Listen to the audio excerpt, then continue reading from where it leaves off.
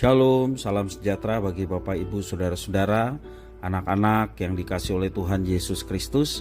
Jumpa kembali bersama saya Pendeta Eka di dalam renungan firman Tuhan pada hari ini, Senin 26 September 2022. Sukacita dan damai sejahtera dari Tuhan Yesus kiranya menyertai hidup kita sekalian. Puji nama Tuhan.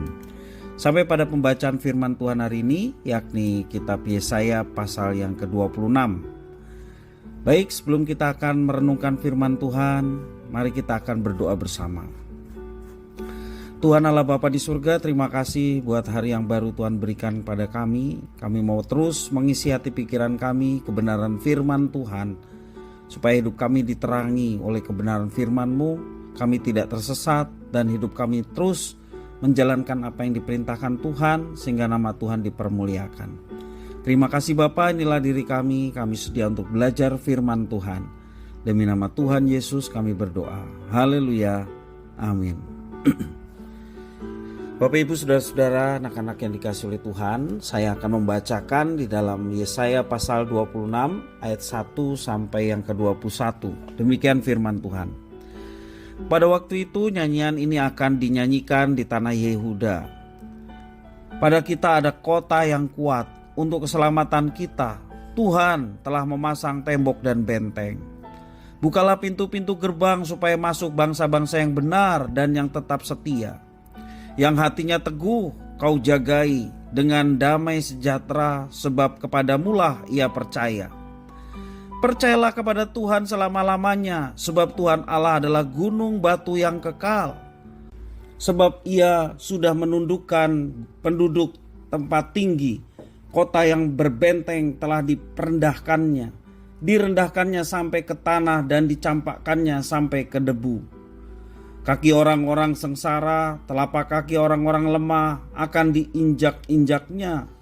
Jejak orang benar adalah lurus, sebab Engkau yang merintis jalan lurus baginya. Ya Tuhan, kami juga menanti-nantikan saatnya Engkau menjalankan penghakiman. Kesukaan kami ialah menyebut nama-Mu dan mengingat Engkau. Dengan segenap jiwa aku merindukan Engkau pada waktu malam. Juga dengan sepenuh hati aku mencari Engkau pada waktu pagi. Sebab apabila Engkau datang menghakimi bumi, maka penduduk dunia akan belajar apa yang benar. Seandainya orang fasik dikasihani, ia tidak akan belajar apa yang benar. Ia akan berbuat curang di negeri di mana hukum berlaku dan tidak akan melihat kemuliaan Tuhan. Ya Tuhan, tangan-Mu dinaikkan, tetapi mereka tidak melihatnya. Biarlah mereka melihat kecemburuan-Mu karena umat-Mu dan biarlah mereka mendapat malu.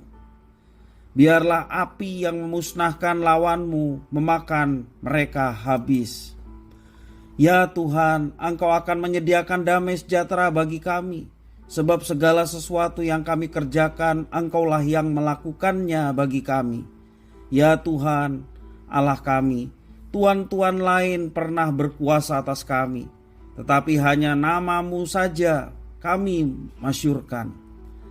Mereka sudah mati, tidak ada hidup pula.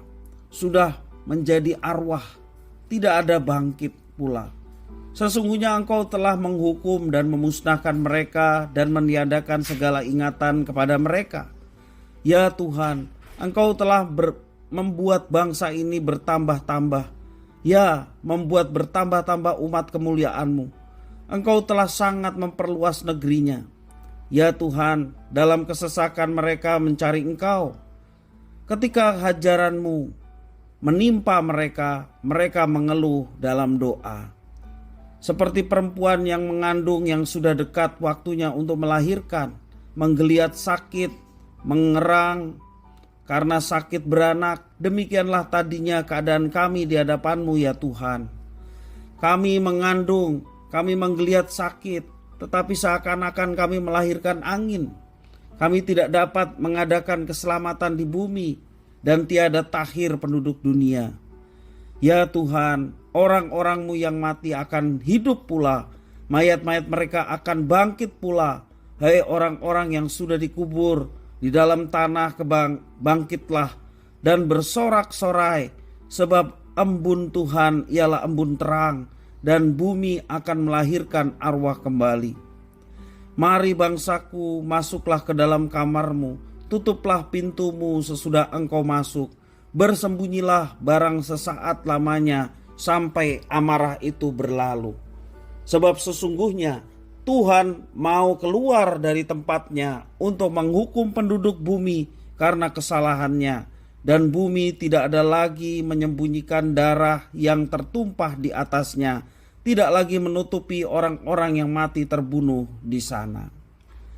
Bapak Ibu saudara-saudara yang dikasihi Tuhan, kegelapan sejati bukanlah ketiadaan terang, tetapi kegelapan sejati adalah sebuah keyakinan bahwa terang itu tidak akan datang kembali. Dalam masa-masa yang gelap, sulit sekali seseorang untuk melihat terang. Tetapi ada beberapa orang tersisa yang tetap memiliki pengharapan kepada terang itu. Remnan, kaum tersisa yang setia masih ada. Dalam pasal 26 adalah lagu atau pujian syukur dan doa permohonan kepada Tuhan.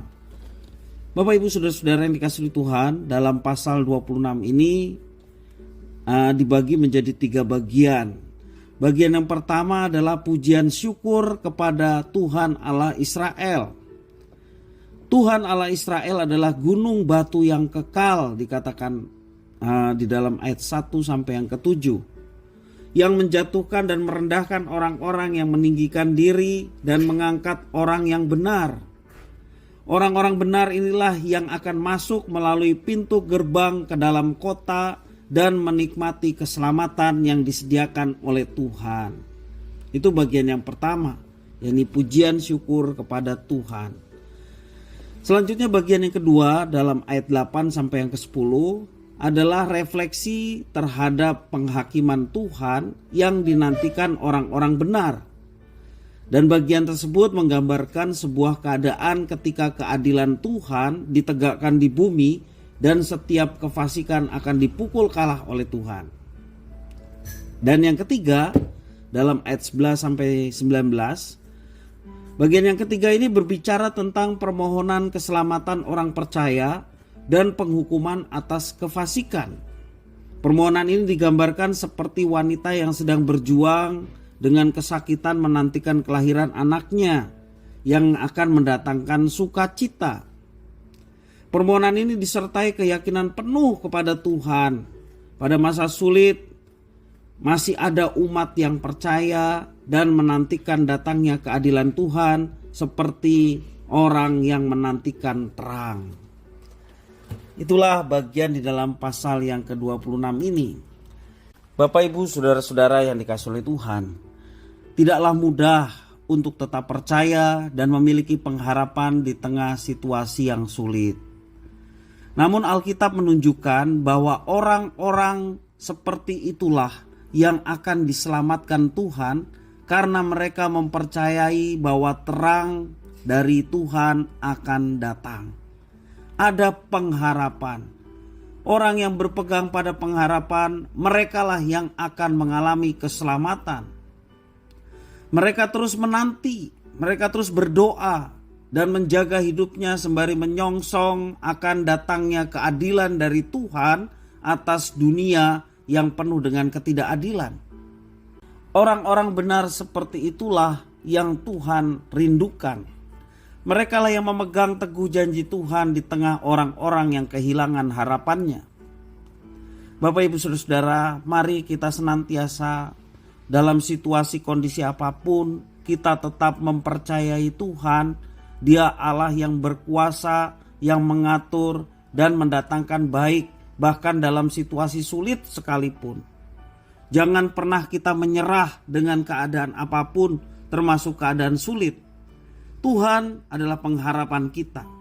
Tuhan pengharapan yang akan menyatakan yang baik pada waktu yang Tuhan sudah siapkan. Sekali lagi, jangan pernah menyerah dalam situasi sulit apapun. Ada terang di tengah kegelapan. Ada pengharapan di tengah kesulitan. Kekuatan kita adalah Tuhan.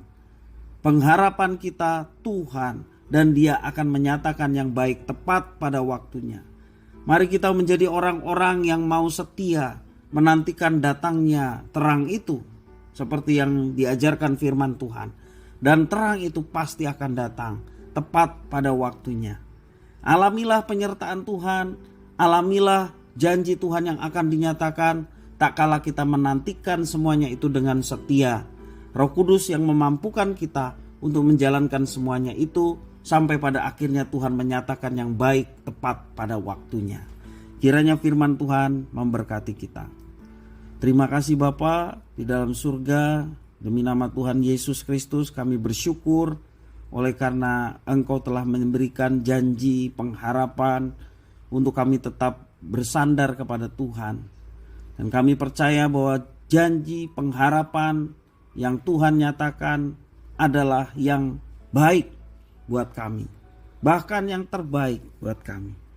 Terima kasih ya Tuhan, biarlah Engkau yang memberikan kemampuan untuk kami mengatasi khususnya pada masa-masa sulit, pada masa-masa susah, untuk tetap berpegang pada janji Tuhan sehingga hidup kami tetap semangat, hidup kami tetap yakin bahwa ada Tuhan menyertai dan memberkati.